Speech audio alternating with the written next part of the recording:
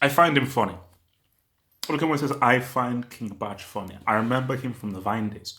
Been from the Vine days, and there was a bit of thing about how King Bach is not really that funny. He's really overrated and everything. The thing about comedy is it hits you like that. 9 out of 10, literally, no, 9.9 out of 10 of the skits that King Bach brings out, I laugh out loud. I find them funny. He just has a gift. He has a talent of comedy. He has a talent of comedy where he can make you laugh in the space of 10, 20, 30 seconds. Like, that's why him partnered with that Amanda thingy, whoever her name is. I'm like, bro, do you?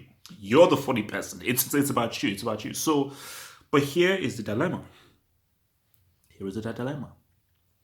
If you present yourself as a clown, a certain clown, it is then hard for people to then take you seriously.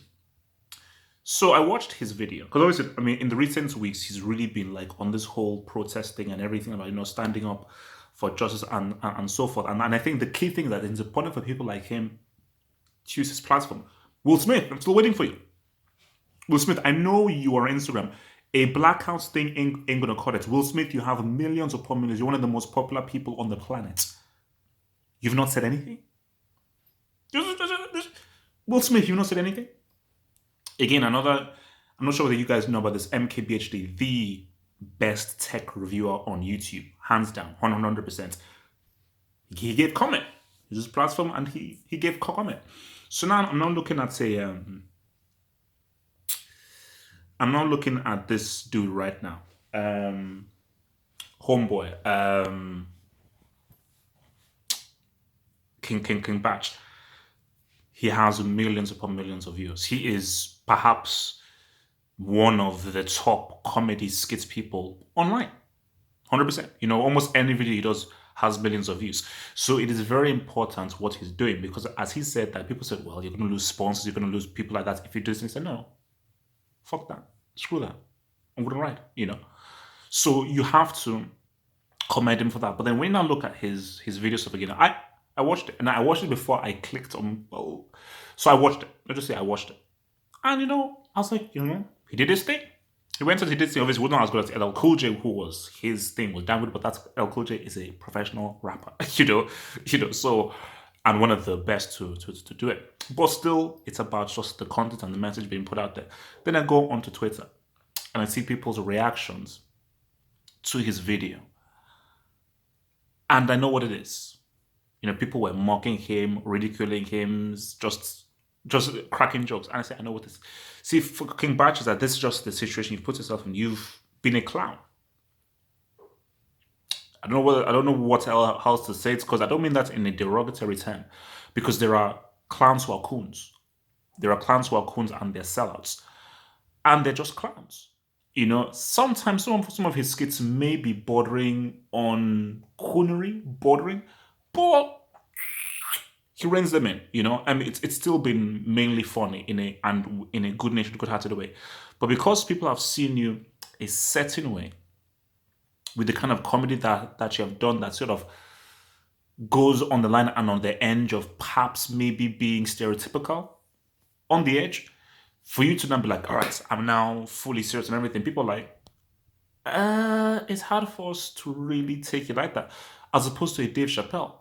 Because Dave Chappelle does tell jokes, but in the past few years, he has told jokes mixed with political commentary and racial commentary and racial awareness, and his comedy has always been about being racially aware.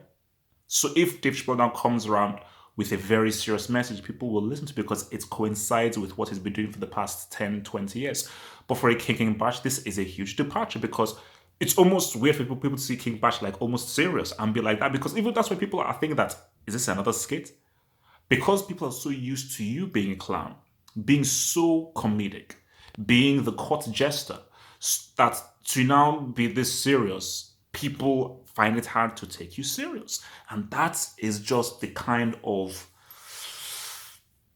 that is a really, really heavy price you have to pay for being a clown and a comedic dude, because again, you've earned money, you've been famous and so forth.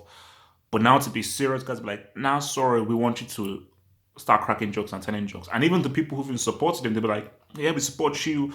All lives matter. Yeah, Black lives matter. Black lives matter. All lives matter.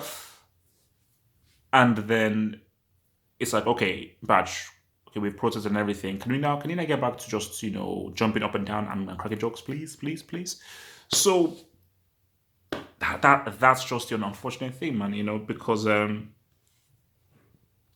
just the worst thing is, it's mainly black people, you know, your people who are like, nah, I'm not really feeling this, which is unfortunate because his heart is in the right place. His heart is in the right place.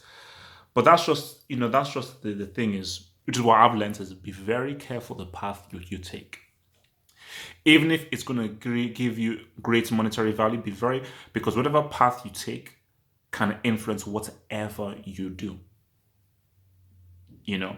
Because the key thing is, can you ever take a clown seriously? A guy who's been a clown for like 10, 15 years, if he turns around and now becomes this kind of serious intellectual dude, can you ever really take him seriously when you're so used to seeing him being a clown?